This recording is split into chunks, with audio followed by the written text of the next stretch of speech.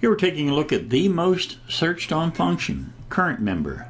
Current member is going to allow me to obtain a reference to the member identified in a particular hierarchy in the current context. So what I'm going to use that for is I'm going to use it to loop on through so I can retrieve some properties. And if you take a look at the code we have up here on the PowerPoint, I've got my calculated member up here with member in the measures, calculated measure, current member ID, and then I'm looping down here product line, the current member I want, and then I want to retrieve the properties, and I want to retrieve within that properties, I want to retrieve the ID of that property.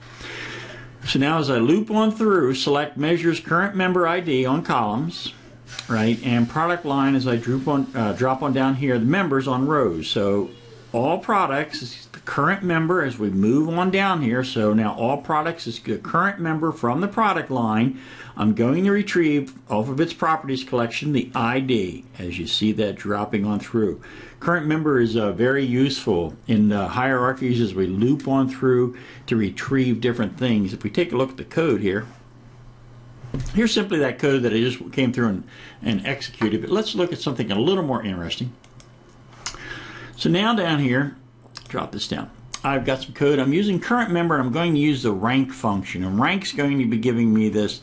So now I've got a calculated member. With member measures, date rank, calculated measure, date rank as, I'm calling the rank function down here and I'm passing in date, fiscal, I want the current member.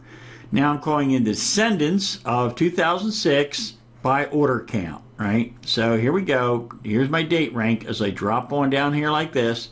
So now here's the ranking of this order count for July 2005, and I'm passing in, I'm getting that because the current member, as we move on down through these members of this hierarchy here, is being passed on in July, August, September, October, and then the rank function is actually executed against that, as you can see as we drop on down.